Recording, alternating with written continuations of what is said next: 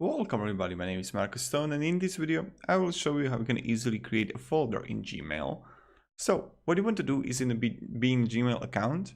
Now what you want to do is just more and create a new label.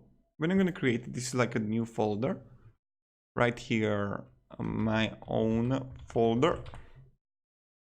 What you want to do now is when you have it,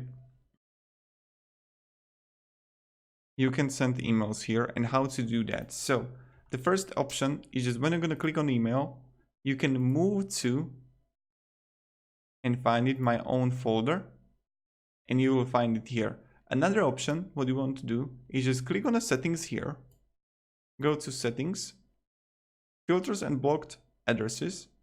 Let's delete this one. You can create a new filter, and let's say that you're gonna get emails from your mom. So from mom@gmail.com. Opa. Again, mom@gmail.com. I'm going to create a filter now, and I'm going to apply the label and choose it to my own folder. What's going to happen that if I'm going to get a mail from mom@gmail.com, it will automatically be in my own folder. So when mom writes me, I will find it here. So this is how we can do it, and it's really pretty easy. I'm going to remove the label, remove the category here,